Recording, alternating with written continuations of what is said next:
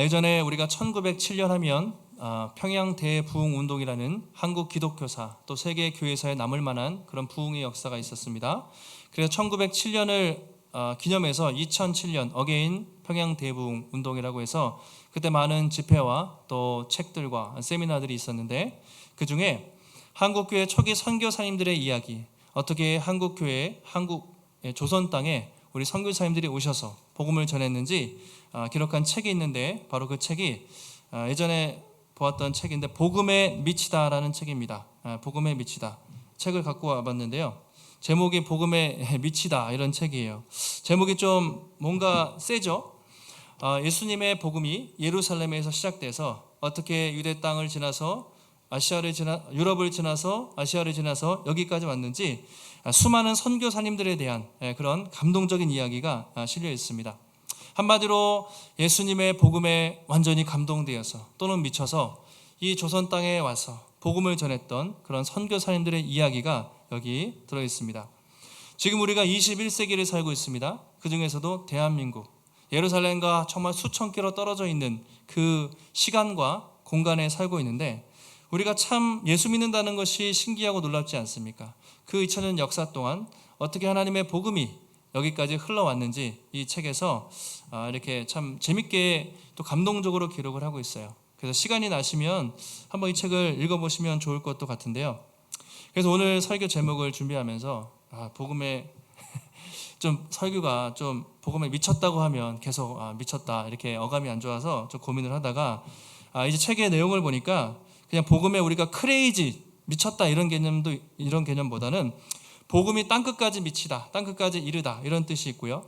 또 복음의 아름다움, 그렇죠? 아름다울 미자를 쓰는 것이죠. 아름다움에 감동이 돼서 살았던 사람들, 그래서 복음을 위해서 자신의 인생을 기꺼이 드렸던 수많은 사람들의 이야기를 볼 수가 있습니다. 오늘도 성경을 보시면 이 예수 그리스도의 복음에 완전히 푹 빠진 사람, 한마디로 복음에 미친 사람을 우리가 볼 수 있습니다. 그 사람이 바로 사도 바울이었습니다. 어떻게 보면 바울은 원조죠. 원조 복음에 완전히 그렇게 빠진 사람이라고 할 수가 있습니다.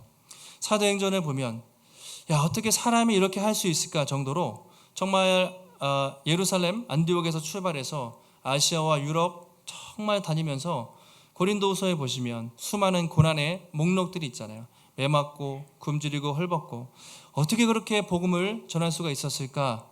정말 온전히 복음에 어떻게 보면 미쳐서 사로잡혀서 살았던 사람이었습니다. 근데요, 초대교회 시대에 사람들이 바울을 여러 개로 공격했어요. 그의 출신과 또 배경으로 가지고도 공격하고 사도권을 가지고도 공격하는데 인신공격도 했습니다. 그 중에 하나가 바울은 좀 미친 것 같다. 바울은 좀 제정신이 아닌 것 같다. 막 바울이 나중에 보면 3층 천에 자기가 셋째 하늘에 올라가서 하나님을 만났다는 이야기도 하고요, 담의 세계에서 예수님을 보았다는 이야기도 하고, 저 사람 좀 제정신이 아닌 것 같다, 약간 미치광이 아닌가, 이런 공격도 바울이 받았습니다. 그런 공격에 대해서 바울이 이렇게 대답을 하는 것이죠. 13절 같이 한번 읽겠습니다. 우리가 만일 미쳤어도 하나님을 위한 것이요 정신이 온전하여도 너희를 위한 것이니, 내가 만일 미쳤다고 하면 하나님을 위해 미친 것이다. 그래서 미쳤다라는 표현이 여러분 1차적으로 엑스타시스, 엑스터시라는 말 들어보셨죠? 뭔가 환각물질, 황홀경 그런 건데 그거의 원조입니다. 엑스타시스라고 되어 있는데 이 황홀경 또는 환상 이런 것인데, 당시에 고린도 교회 안에는 그런 걸 좋아하는 사람이 많았어요. 뭔가 막 방언하고 황홀경에 빠지고 환상을 체험하고 그게 영적이고 그게 신앙 좋은 줄 알고, 그런 고린도전서에 보면 그런 이야기가 많이 나와 있잖아요. 방언과 막 신비주의 이런 게 많았습니다. 바울도 좀 그런 공격을 받았던 것 같아요. 바울은 너무 좀 광적인 광신도 같아. 바울은 좀 예수에 미친 것 같아. 결혼도 안 하고 막 복음을 전하러 다니고 저 사람 좀 제정신이 아닌 것 같아. 뭐 이런 공격들이 바울에게도 좀 있었던 것 같습니다. 실제로 사도행전에 보시면요, 바울이 복음을 전하는데 이제 1차, 2차, 3차 선교행을 마치고 이제 감옥에 가요. 이렇게 재판에 걸려서 이렇게 소송이 진행이 되는데, 그때 베스토라는 총독이 있습니다. 아그리빠 왕과 베스토라는 총독 앞에서 자신을 변호하게 됩니다. 자신이 왜 예수님을 믿었고 자신이 왜 이렇게 복음을 전하게 되다가 감옥에 갇혔는지 그렇게 한참 설명을 하는데, 그 이야기를 들은 베스도 총독이 바울에게 이런 이야기합니다. 네가 미쳤구나. 많은 학문이 너를 미치게 하는도다. 이렇게 얘기해요. 들어보니까 바울 당신은 제정신이 아니다. 좀 예수 부활을 봤다고 그러고 헛소리나 짓거리고 좀 너무 미친 거 아닌가? 이런 얘기를 그 총독이 바울에게 합니다. 그러자 바울이 이렇게 얘기하죠. 베스도 총독이요, 내가 미친 것이 아니라 참되고 온전한 말을 합니다. 내가 경험한 예수 그리스도, 그분은 분명히 살아계시고 부활하신 하나님이십니다. 나는 미친 것이 아니라 제정신으로 복음을 전하고 있습니다. 라고 변론을 하는 장면이 사도행전에 나오고 있습니다. 그만큼 바울은 가는 곳마다 좀 이렇게 미쳤어. 복음에, 예수에 정말 완전히 사로잡힌 사람이야. 이런 얘기를 많이 들었습니다. 근데 여러분, 바울뿐만 아니라요, 성경을 보시면 재밌게 예수님도 그런 공격을 당한 적이 있어요. 마가복음 3장에 보시면 예수님이 한참 사역을 하시는데, 예수님이 가장 큰 사역 중에 하나가 축귀, 귀신을 쫓는 사역이었습니다. 예수님이 이 땅에 오셔서 가는 곳마다 사탄아 물러가라, 귀신을 쫓고 사역을 하니까 사람들이 뭐라고 공격했습니까? 저 사람은 귀신의 왕 바알세불을 힘입어서 쫓는 것이다. 귀신의 왕의 능력으로 쫓는 것이다. 저 사람 미쳤다고 소문을 내버린 거죠. 그래서 예수님의 어머니 마리아와 그리고 예수님의 아우들이 예수님을 잡으러 오는 장면이 있어요. 예수님이 한참 말씀 전하고 있는데 하도 동네에 미쳤다고 소문이 나니까 우리 형 좀 말려야겠다 싶어가지고 그렇게 예수님을 잡으러 데리러 그렇게 오는 장면이 마가복음에 기록이 되어 있습니다. 그만큼 예수님도 어떻게 보면 좀 제정신이 아니라는 이제 그런 공격을 받았습니다. 이처럼 오늘 바울이 오늘 고린도 교인들도 바울에게 너무 좀 심한 것이 아닌가, 바울이 좀 정신 상태가 이상한 것 같다, 그런 공격을 하는 것이죠. 근데 바울이 그것을 부인하지 않습니다. 그래, 좋습니다. 여러분들이 나를 미쳤다고 한다면 내가 완전히 정신병에 걸린 그런 미침이 아니라 하나님의 복음에 사로잡혔다, 그런 차원이라면 나는 미쳤다고 해도 좋습니다. 그렇게 표현하죠. 나는 하나님께는 미쳤지만, 복음에는 미쳤지만 여러분에게는 내가 제정신으로 온전하게 복음을 전합니다. 그렇게 말을 하고 있습니다. 당시 고린도 교회 안에 있던 대적자들은요, 어떻게 했냐면 자신의 유익과 자신의 명예와 또 자신의 어떤 성공을 위해서 복음을 전했어요. 근데 바울은 나는 적어도 그렇게 더럽고 썩어빠진 동기로 복음을 전하지 않았다. 내가 예수에는 미쳤지만 여러분들에게는 정말 정성으로 마음을 다해서 복음을 전했습니다. 여러분에게는 내가 온전한 사람입니다. 라고 바울이 그렇게 설명하고 있습니다. 자, 그러면 이 사람이 그렇게 힘들게 어려운 고난 속에서도 복음을 전할 수 있었던 동기와 이유가 무엇인가? 14절에 이렇게 얘기합니다. 그리스도의 사랑이 우리를 강권하시는도다. 한번 따라해 보실까요? 그리스도의 사랑이 우리를 강권하시는도다. 이게 오늘 가장 중요한 말씀입니다. 그리스도의 사랑이 나를 강권하시기 때문에 내가 그렇게 복음을 전합니다. 강권하다, 이 표현을 여러분 성경 각주에도 아마 있으시죠? 그렇게 사로잡히다 또는 끄는도다, 이끌다 이렇게 되어 있는데요. 컨트롤이라고 영어로는 되어 있어요. 지배하다 또는 통제해요. 또는 강하게 이끌어요. 이게 사로잡히다라는 말입니다. 그래서 강권하시다는 말인데, 세번역 성경에는 그리스도의 사랑이 나를 휘어잡습니다. 마치 무언가 사로잡힌 것처럼, 휘어잡힌 것처럼 그분의 사랑이 너무나 크고 놀랐기 때문에 나는 그분의 사랑 때문에 이 숱한 고생을 하면서도 기쁨으로 그 사역을 감당하고 있습니다. 이것이 그리스도의 사랑이 우리를 강권하시는도다라는 의미가 되는 것이죠. 그만큼 바울의 모든 사역의 동기는 예수님의 큰 놀라운 사랑이었습니다. 그러면서 바울이 그 사랑을 이제 설명을 하고 있습니다. 어떻게 설명합니까? 바로 한 사람이 모든 사람을 대신하여 죽었은즉 모든 사람이 죽은 것이라, 그렇게 하반절에 나오고 있습니다. 바로 그리스도의 대속 사건인데요. 바울이 그렇게 힘들고 어려운 상황 속에서도 복음을 전할 수 있었던 이유, 바울이 그렇게 편하고 성공하는 길을 마다하고 좁고 힘든 길을 가면서도 지치지 않고 그가 그 고난을 뚫고 복음을 전할 수 있었던 이유가 바로 그리스도의 사랑인데 바로 그리스도의 대속의 사랑입니다. 한 사람이 모든 사람을 대신하여 또는 대표하여 죽었은즉 모든 사람이 죽었다, 그렇게 말하고 있습니다. 이게 이제 중요한 것인데요. 좀 설명을 드려볼게요. 하나님이 예수 그리스도를 보내셨죠. 죄에 빠진 인류를 구원하시기 위해서 예수 그리스도를 보내셨고, 예수님이 십자가에 달리실 때는 여러분 예수님 한 분이 달린 것이 아니라 모든 사람을 위해서 또는 모든 사람을 대신해서 달린 것이다, 그렇게 설명을 하고 있습니다. 근데 여기서 여러분 모든 사람이라는 것은 이 세상의 모든 사람이 아니고요, 예수 그리스도를 믿는 모든 사람이라고 우리는 그렇게 받아들입니다. 여기선 좀 학설이 갈리는 부분이 있습니다. 근데 우리 장로교는요, 칼빈주의라고 표현하는데 제한 속죄라고 해요. 예수님이 십자가에 달리신 것은 이 세상에 멸망당할 사람을 위해서가 아니라 하나님의 선택된 백성, 예수 그리스도를 믿는 모든 사람을 위해서 하나님이 달리셨다고 말합니다. 그런데 저 알미니안이라는 계통에서는 이제 인류 보편을 위해서 보편 속죄라고 말해요, 신학적으로는. 근데 뭐 그건 모르셔도 되고, 중요한 것은 예수님이 자신을 믿는 모든 사람을 대신해서 그들을 위해서 십자가에 달리셨다고 그렇게 말합니다. 15절에도 그 이유와 목적을 또 상세하게 설명을 합니다. 그가 모든 사람을 대신하여 죽으심은 살아있는 자들로 하여금 다시는 그들을 자신을 위하여 살지 않고 오직 그들을 대신하여 죽었다가 다시 살아나신 이를 위하여 살게 하려 함이라, 그렇게 말하고 있습니다. 예수님이 모든 사람을, 믿는 사람을 대신해서 또는 대표해서 죽으셨는데 그것은 살아있는 자들로 하여금 다시는 그들 자신을 위해 살지 않고 그들을 대신해서 죽었다가 다시 살아나신 분, 바로 예수 그리스도를 위하여 살게 하려 함이라고 그렇게 말하고 있습니다. 이것이 예수님이 우리를 위해서 십자가 지신 중요한 이유입니다.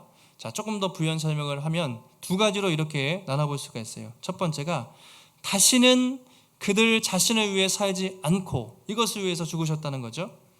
여러분 예수님 믿기 전에 어떻게 사셨습니까? 지금도 예수님 안 믿는 사람들은 어떻게 삽니까? 저나 여러분이나 자신을 위해서, 여러분의 명예, 여러분의 안정과 여러분의 평화와 여러분의 가족, 이기적인 마음으로 우리가 다 그렇게 살지 않았습니까?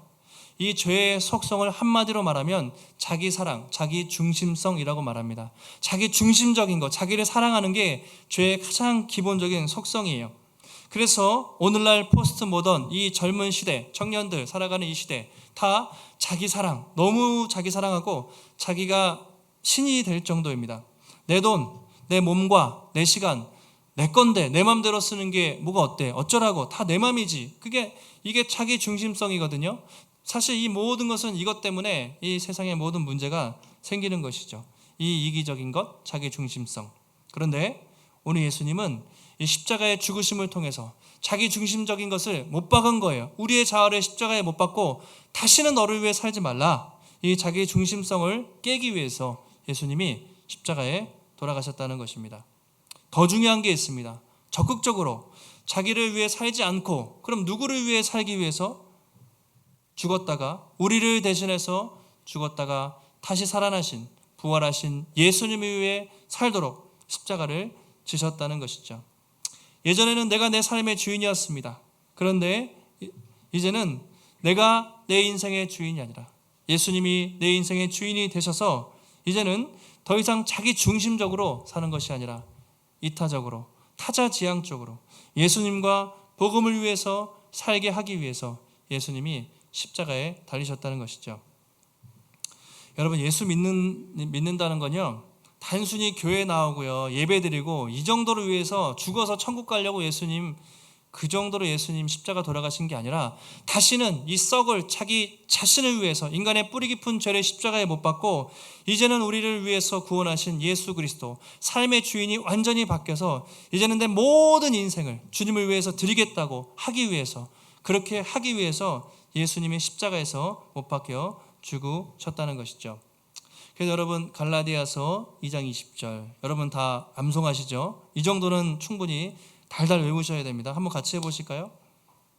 예, 여기 없습니다. 9절에 내가 그리스도와 함께 십자가에 못 박혔나니, 그렇게 얘기하죠.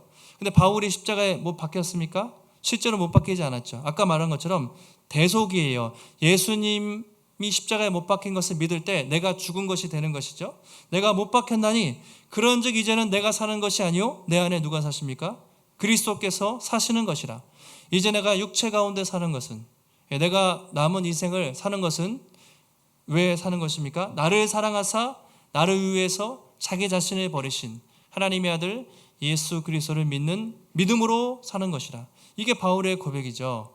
그러니까 우리가 예수 믿고 여러분 예수님을 믿는다는 것은 그냥 교회 나오고 예배드리는 그 정도가 아니라 그건 당연한 것이고, 내 모든 인생, 아니야 심지어 나를 사랑하여 살았던 내 모든 자아를 십자가에 못 박고 내 삶의 주인을 예수님으로 고백하고 내 모든 전 인생을, 생애를 그분께 드리겠다는 것이 예수님을 믿는 것이죠. 그것이 예수님을 믿고 사는 것이라고 바울이 말하고 있습니다.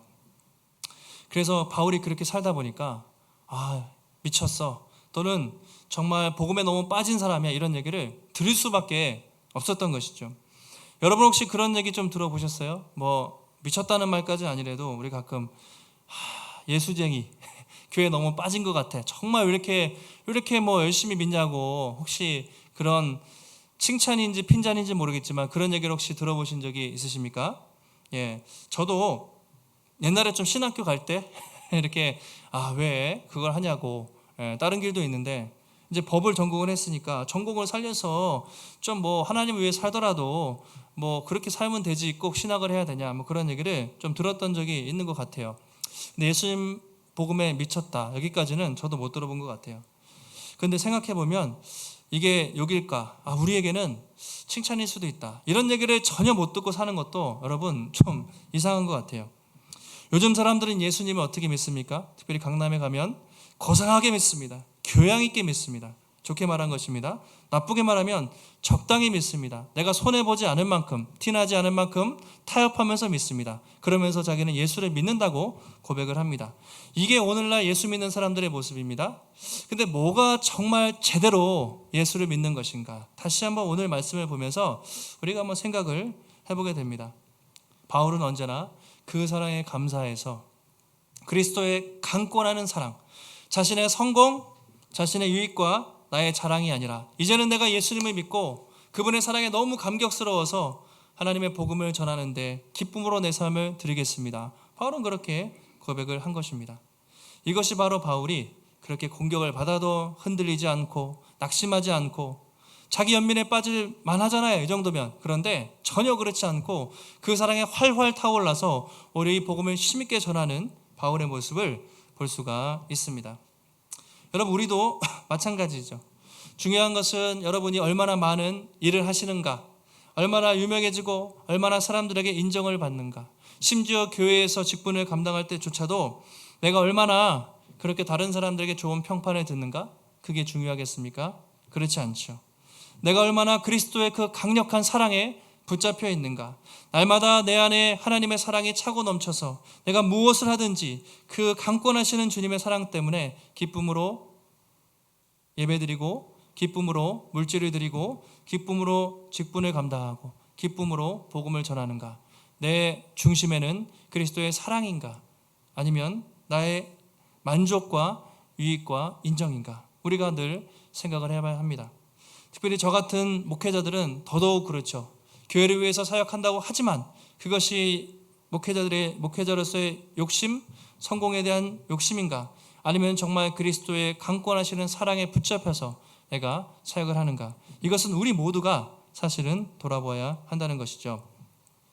여러분 앞으로 우리가 살아가실 때 오늘도 바울이 고백했던 것처럼 우리도 날마다 우리를 위해서, 자신을 위해서 살지 않고 우리를 위해서 십자가를 지시고 부활하신 그 주님의 사랑에 감사하고, 날마다 그리스도의 사랑이 차고 넘쳐서 그 사랑의 강권하심으로 여러분 우리가 기쁨으로, 우리가 또 믿음으로 행할 수 있기를 주님의 이름으로 축복합니다. 바울이 이제 예수님을 만나고 모든 삶과 기준이 바뀌게 됐어요. 그래서 16절에도 한번 보시면 이런 얘기를 합니다. 내가 예전에는 인간적으로 사람의 기준으로 그렇게 살았는데 이제는 육체를 따라 알지 않겠다, 육신을 따라 알지 않겠다. 예수님도 옛날에 인간적인 기준으로 판단을 했는데 지금은 그렇지 않다고 말합니다. 자, 이것이 무엇이냐면 육신을 따라 알지 않는다. 이것은 세상적인 기준, 인간적인 기준, 세상의 외모와 스펙과 인간이 바라보는 그 관점으로 내가 더 이상 살지 않겠다는 것입니다. 하나님 나라 새로운 기준으로 내가 살겠다는 것이죠. 그러니까 여러분, 예수님을 믿으면요, 그냥 예배드리고 그냥 죽어서 천국 가는 그 정도가 아니라 인생의 기준과 방향이 완전히 뿌리가 뽑힌 거예요. 그래서 패러다임이 시프트 돼서 내가 주인이 완전히 바뀌었는데, 내가 주인이 아니라 나는 종이고 예수님이 주인인데 어떻게 똑같은 삶을 살겠습니까? 그 예수님을 주인으로 정말 모신다면 180도 인생이 바뀐 인생을 살 수밖에 없는 것이죠. 그래서 17절에도 자신의 존재가 예수님 안에서 얼마나 아름답게 변화됐는지 너무나 감탄하면서 이렇게 얘기합니다. 17절 같이 한번 읽겠습니다. 그런즉 누구든지 그리스도 안에 있으면 새로운 피조물이라. 이전 것은 지나갔으니 보라 새 것이 되었도다. 여러분, 이 바울의 고백이 그냥 이렇게 편지로 썼겠어요? 감탄사가 막 묻어나지 않습니까? 그런즉 누구든지 나 같은 죄인도 그리스도 안에 있으면 새로운 피조물이라.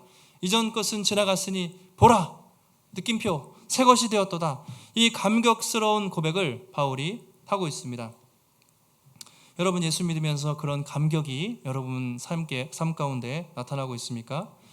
우리가 여기서 먼저 중요한 것은요, 우리가 새로운 피조물, 그 전에 누구든지 그리스도 안에 있으면, 이 말이 중요합니다. 그리스도 안에 있다는 말은요, 예수님을 믿고 그리스도와 한 몸이 되었다. 다시 말하면 그리스도와 연합했다는 표현인데, 예수님을 내 주인으로 받아들이고 그분과 한 몸 되고 또는 접붙임 되어서 주님을 믿는 믿음으로 사는 사람이 그리스도 안에 있는 사람이죠.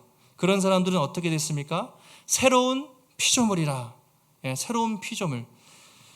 이 헬라어가요, 카이네 크티시스라는 이 헬라어인데 새로운 피조물인데, 번역을 새로운 창조물이라, 뉴 크리에이션이라고, 새로운 완전 창조물이라고 번역하는 것이 더 좋습니다. 누구든지 그리스도 안에 있으면 이전 것과 다른 완전히 새롭게 창조된 존재라는 의미로 사용이 되고 있습니다. 그러니까 우리 예수 믿는 사람들이요, 이전보다 조금 착한 사람, 예전보다 좀 나은 사람이 아니라 예전은 완전히 끝났고요, 완전히 예수 하나님 안에서 새롭게 재창조된 존재예요. 예, 여러분 믿으십니까? 잘 안 믿기시죠? 좀 더 표현하면 리모델링 한 게 아니라 완전히 허물고 집을 새로 재건축, 신축한 거예요. 우리가 뜯어 고친 수준이 아니라 옛사람 완전히 죽고 완전히 새롭게 집을 짓듯이 새롭게 창조된 존재다. 바울은 이것을 깨달았을 때 감탄하지 않을 수가 없습니다. 근데 바울이 왜 이렇게 놀라운 표현을 썼을까요? 감탄하면서 새로운 피조물이라. 여러분은 아직 그렇게 감탄하는 것 같지 않은데, 여러분 한번 보세요. 왜 바울은 자신을 새로운 창조물이라고 이 놀라운 표현을 썼겠습니까? 예전에는 죄 가운데 거해서 어쩔 수 없이 죄와 사망 가운데 살았지만, 이제는 우리 안에 누가 있습니까? 성령이 계시기 때문에 죄를 이길 힘을 얻게 된 것이죠. 예전은 하나님의 말씀이 아니라 내 멋대로 살았지만, 이제는 성령께서 하나님 말씀에 순종하는 힘을 주셨다는 것이죠. 예전에는 내가 내 삶의 주인 되어서 살았지만, 이제는 내 삶의 주인이 완전히 바뀌어서 하나님을 주인으로 모시고 살게 된 것입니다. 예전에는 나의 만족과 유익을 위해 살았다면, 이제는 내 마음속에 하나님의 영광을 위해 살아야겠다라는 그 마음이 생겼다는 것이죠. 예수 믿기 전과 후가, before and after. 우리가 성형을 하면은 여러분 그 보면 이렇게 전과 후가 있잖아요. 근데 사실은 뜯어 고쳐봤자 원판이 사실 불변하지 않습니까? 그런데 우리는 그 정도가 아니라 완전히 새롭게 재창조된 존재다. 그러니까 바울이 그렇게 감격을 하는 것이죠. 제가 한번 여쭤볼게요. 여러분 그리스도 안에서 새로운 피조물임을 여러분 믿으십니까? 네, 새롭게 창조된 것을 여러분 믿으십니까? 예, 제가 그럴 줄 알았어요. 잘 안 믿으실 줄 알았어요. 예, 아멘 소리가 이 정도 돼서는 안 되겠죠. 제가 충분히 이해를 합니다. 저뿐만 아니라 많은 사람들이 우리가 예수 그리스도 안에서 새로운 피조물 된 것을 잘 안 믿어요. 사실은. 예, 왜냐하면 내가 예전과 볼 때 별로 달라진 게 없거든요. 내가 확 달라진 거 없죠. 여러분 죄 안 지으십니까? 여전히 죄 지으시죠? 여러분 여전히 실수하고 넘어지고 부족한 거 투성이지 않습니까? 내 모습을 보면 그렇게 보이지가 않는 거예요. 저도 예전에 이 설교를 많이 듣고 이 말씀을 암송까지 하는데 정말 내가 완전히 새로운 존재가 됐다고 솔직히 믿기지가 잘 않았습니다. 예전보단 조금 착해졌어요. 예전보단 나아졌는데 완전히 새로운 피조물이 됐다? 그 받아들이기가 힘들었습니다. 그럼 이 말씀을 우리가 어떻게 여러분 해석을 해야겠습니까? 말씀이 거짓말입니까? 아니면 우리가 잘못 알고 있는 것입니까? 먼저 여러분 이 말씀을 보실 때 좀 두 가지 유념하셔야 되는데, 첫 번째가 새로운 피조물이 되었다는 것은 1차적으로 우리 개인에게 말하는 것이 아니라 우주적인 전체 사건을 말하는 것입니다. 무엇이냐면 예수님이 2000년 전에 오셨잖아요. 오셨다는 것은 어떤 사건이냐면 죄와 사망 권세가, 어둠의 권세가 다스리고 있는 그 세상 속에 하나님의 아들 예수 그리스도가 오심으로 더 이상 죄와 사망이 아니라 의와 생명과 빛이 통치하는 새로운 하나님의 나라가 시작되었다. 빵! 이 놀라운 선포를 하는 것입니다. 그러니까 인간뿐만 아니라 예수님의 초림, 성육신은요, 세상이 변동하는 그런 놀라운 사건이고 하나님의 통치가 이 땅에 시작되는 엄청난 사건이었습니다. 여러분 아시는 것처럼 인류 역사는 예수님 오시기 전과 후로 구분되어 있죠. 안 믿는 사람들도 다 BC, Before Century, 그리고 AD, 기원 전후로 세상은 구분되어 있어요. 그래서 예수님의 오심은 세상에 재창조하는 하나님의 나라가 시작됐음을 알리는 놀라운 신호탄이었습니다. 근데 두 번째로 중요한 것은요, 이 사건이 우리 개인의 모습을 보시면 안 돼요. 여러분 자신의 모습을 보시면 안 돼요. 죽을 때까지 우리는 한심해 보일 겁니다. 하나님의 관점으로 보셔야 돼요. 우리가 새로운 피조물이라고 하면 나의 모습을 보면서 내가 정말 새롭게 완전히 새로워졌나 생각하면 그렇지 않잖아요. 많이 부족하고 실수하고 여전히 넘어지기 때문에 안 믿겨져요. 근데 오늘 성경은 내가 착하게 살기 때문에, 내가 좀 더 의로워졌기 때문에 새로운 피조물이 된 것이 아니라 뭐라고 합니까? 그리스도 안에 있으면, 그리스도를 믿으면, 그리스도와 연합되었기 때문에 우리가 새로운 피조물이 되었다. 다시 말하면 우리가 착하게 살고 좀 더 의롭게 살고 새로운 피조물답게 좀 살면 하나님이 됐어, 그 정도면 좋게, 그것이 아니라 우리는 여전히 쓰레기같이 여전히 죄짓고 어려운 가운데 살았는데 값없이 그리스도를 믿음으로 새롭게 되었고 이제는 그 새로운 신분에 맞게 사는 것이 성도의 삶이라고 그렇게 말해요. 그래서 중요한 것은 정체성입니다.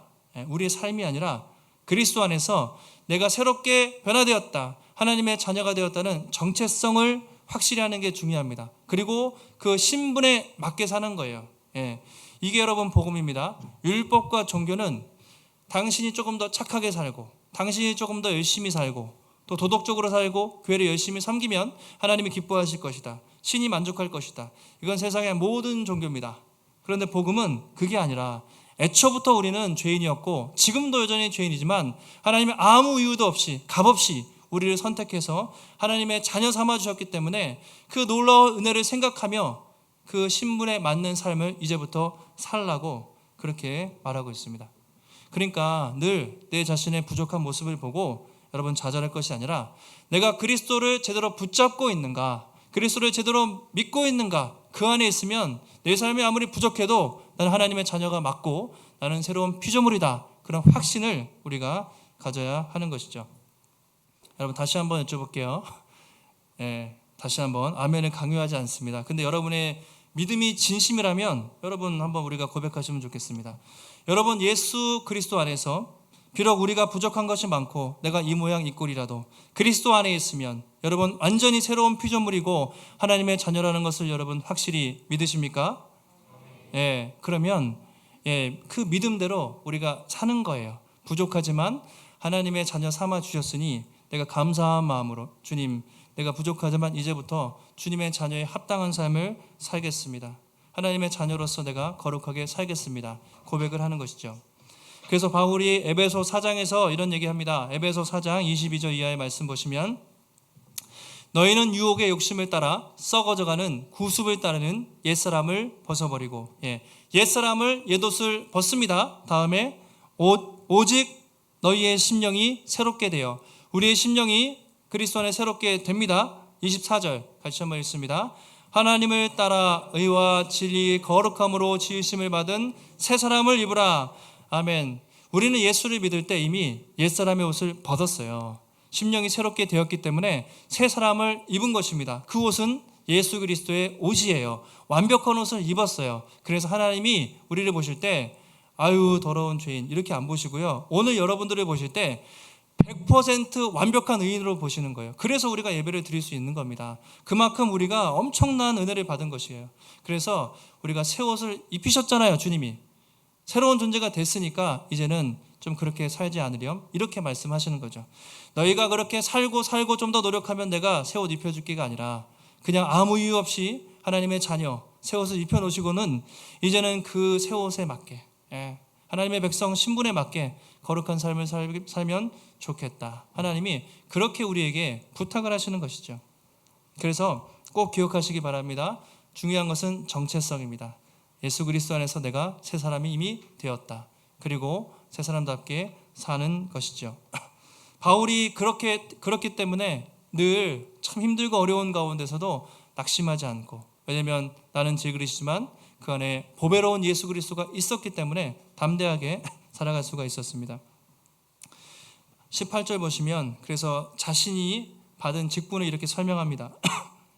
그리스도를 통해서 하나님이 자신을 화목케 하셨다고 표현해요. 그리고 화목케 하는 직분을 맡기셨다고 말합니다. 19절 같이 한번 마지막 19절인데 읽겠습니다. 곧 하나님께서 그리스도 안에 계시사 세상을 자기와 화목하게 하시며 그들의 죄를 그들에게 돌리지 아니하시고 화목하게 하는 말씀을 우리에게 부탁하셨느니라. 자, 화목이라는 말이 몇 번 나옵니다. 화목, 화해시키다라는 것이에요. 원수 같은 사람을 그렇게 우정으로 바꾸다, 그런 의미가 화목케 하답니다. 우리도 사람과 사람이 싸우면, 관계가 틀어지면 그 질투심 또는 그 공격 본능이 우리 안에서 올라오지 않습니까? 하나님과 우리 사이가 그랬어요. 원수된 관계였습니다. 우리가 죄를 지었기 때문에 하나님과 우리는 원수된 관계였고, 하나님의 심판이 막 쏟아지는 상황이었는데 예수님이 십자가에 죽으심으로 중보하신 것이죠. 우리를 화해시킨 겁니다. 인간과 하나님 사이에 예수님의 십자가에 죽으심으로 화해를 시켰어요. 그래서 전에는 하나님이 우리를 볼 때 원수였지만 이제는요, 너무나 사랑하는 당신의 자녀로 보는 것이죠. 완벽한 화해를 시키셨습니다. 그래서 바울이 이게 너무 기쁜 거예요.